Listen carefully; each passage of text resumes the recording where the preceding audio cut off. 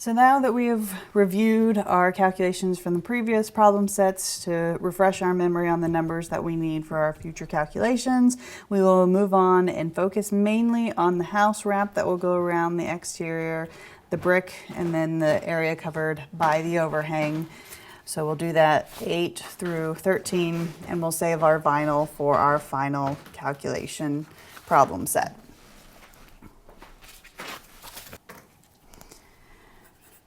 So for number 8, we are looking at the height of our gable end truss. If we are looking at our structure, we have our overhangs for each side that are 2 feet in length. Previously, we have calculated the top cord length all the way out, which includes the overhang, when we were doing our roof calculations. We needed to know that number for our roof, but when we're focusing on our house wrap, we are only focusing on this area in here. We are not focusing on the full height of our roof system. So when we had to calculate our roof length before, we had to come down here and calculate this full height to determine, and I'm putting H1 to help get L1 for our rafter length. But in order to figure out just what is on the exterior of the house for where the house wrap is going to go, we only want to know this dimension here, which I will say is H2. We only want it to come down to the top of the wall, not down to the bottom of our overhang. So in order to calculate this, we take our 26 feet width, we divide it by 2, and we get 13 feet. We do not add our 2-foot overhang at this point. Again, we're only wanting to come to the outside of our structure to help determine this height. We do not want to go out any further, so we leave it at the 13 feet.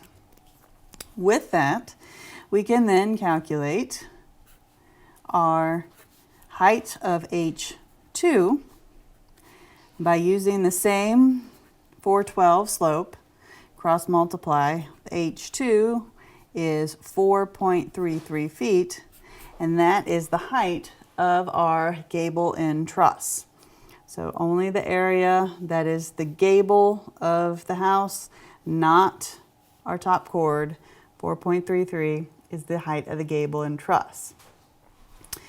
With that, for number 9, we can then calculate what the length of that top cord is without the overhang.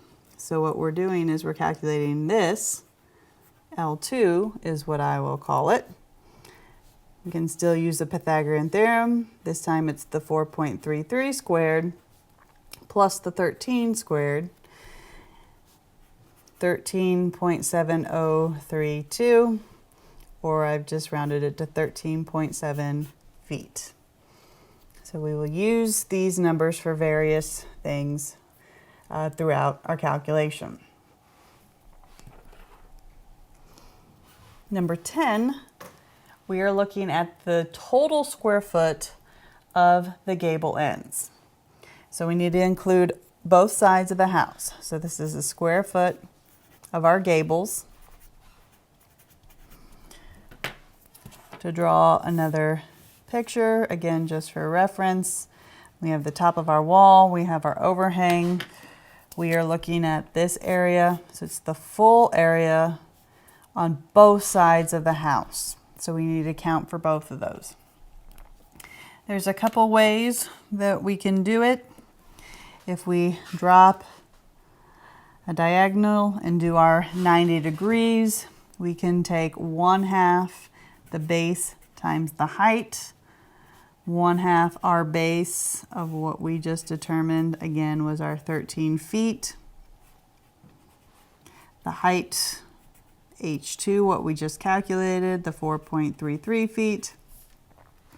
We would then need to multiply that by 2, because we have one area here, 2 area of the same, and we need to multiply by 2 again to get both sides of our gable. We have this gable on one side of the house, on the other side of the house is our second one. If you left your base as the full 26 in your calculation, that is completely fine. You just wouldn't multiply it by 2 here to get both sides of the same gable. You'd still have to multiply by 2 to get both sides. Either way, whichever one makes sense to you is acceptable. So 112.667, which I have rounded to 113 square feet. With this number, we can now calculate what our total square footage for air infiltration or house wrap. So this is the square footage of house wrap. And at this point, we're just adding numbers that we have already added together. We have the walls, which we reviewed how to calculate that in number 3 of our first problem set. And we have our gable ends, which we just calculated in the previous problem, number 10. So it's 1,112.125 plus the 112.667 is 1,224.792, which I've just rounded to 1,225 square feet. So we are wrapping the house and we have a total of 1,225 square feet that we need to cover.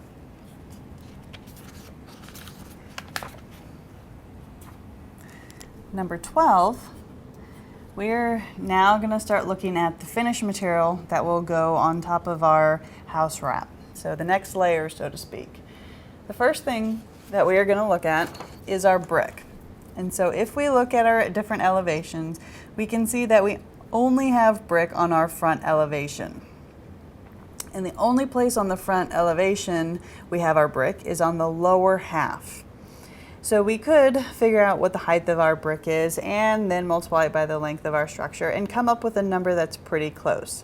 It would be a little bit high because we can see that part of our B window and our area of the bottom half of our door, approximately bottom half of the door, is included in the brick area. We are going to go ahead and assume that the steps are installed after the house is completed, so we'll assume that there is brick running behind the steps at this point. We aren't given a lot of dimensions for where our exact brick is located. We can calculate some of the different numbers by looking at different components. We can see that we have from the bottom of our C windows, so our front elevation where we have C windows on our bedroom 2 and bedroom 3, it runs to the bottom of that window. So we can use that in our calculations. And then we can also look at adding some different components to get our other dimensions for the total height of our brick. Another thing we want to make note of is that the height of our windows and our doors are all the same amount, or at the same elevation. So we can easily figure out what this extra dimension is by understanding that we have a 3'1" height of our C windows. Sorry, a 3'10" height of our C windows. We can subtract that from the height of our B window to figure out what that remaining dimension is. Same thing with our door. So the first thing when we're trying to calculate, we'll figure out what the height of our brick is. So the height of the brick itself, it is not noted on the plan, so we have to figure it out. If it is noted, then this makes our calculations a lot more simpler, but for our purposes, it is not.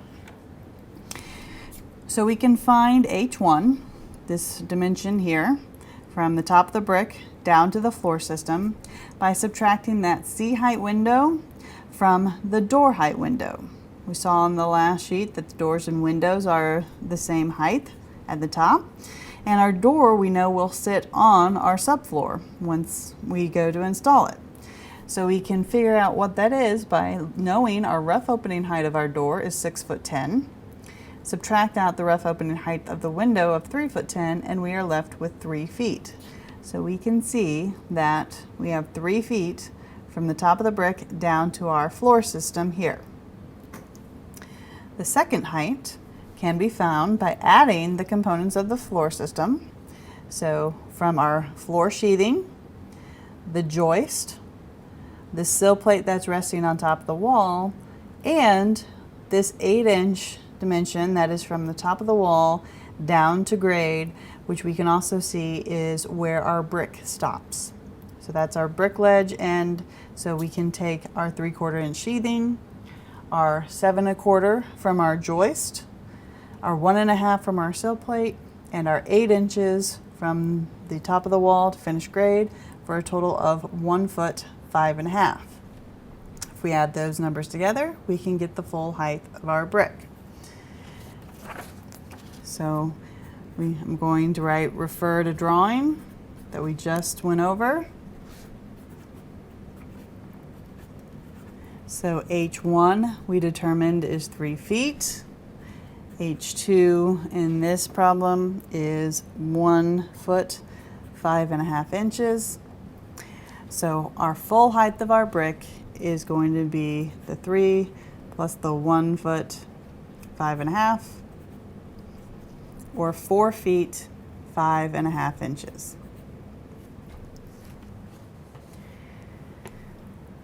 Now we also need to figure out what we are going to subtract out of the brick, meaning the area for the bottom of the B window and the bottom of the front door. So for the area of the B window, that's in the brick, we know that it is 7 foot 5 1/2 inches in width, because this is the rough opening width that is provided for us.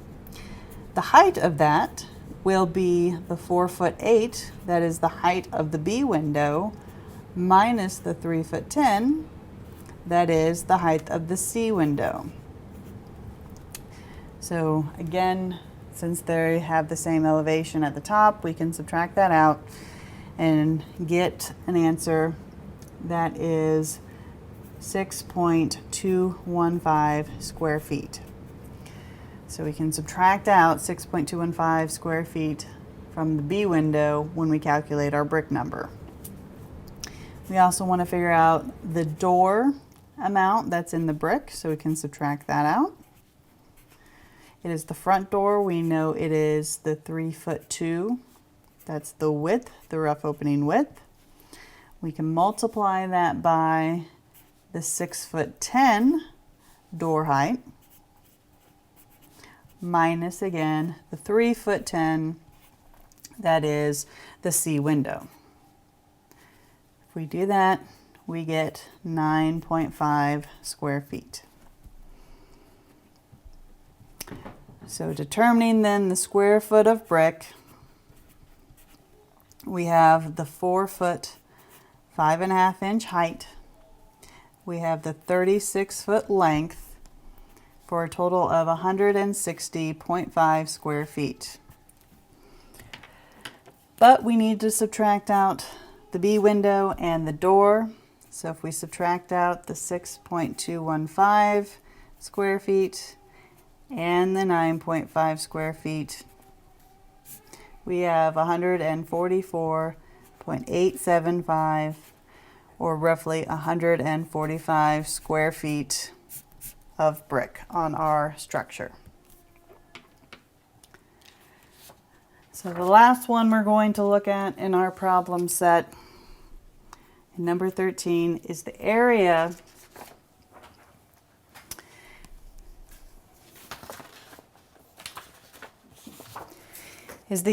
covered by our overhang.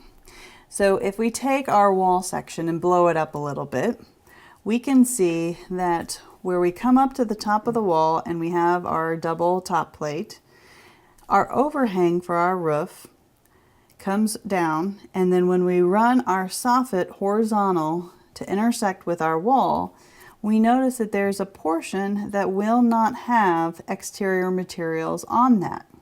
Typically we would still wrap it with our house wrap, so that is why we included it there. But when we put our either vinyl or other type of exterior material on our structure, we won't run it all the way up. It is wasted to do so and unnecessary. So we need to figure out what the square footage is so that we can subtract it from our numbers when we are doing our calculations.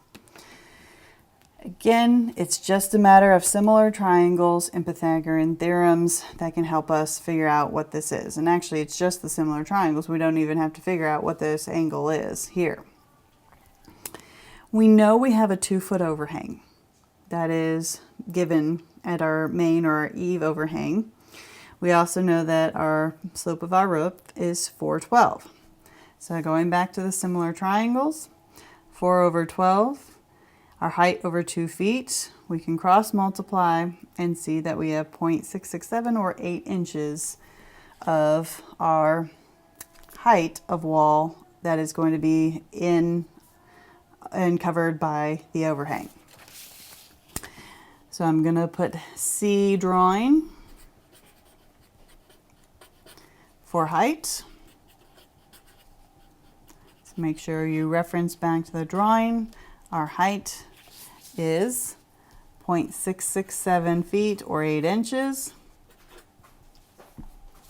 So if we have 0.667 as our height, we multiply it by the 36-foot length of our house, and then we multiply by 2 to get both sides.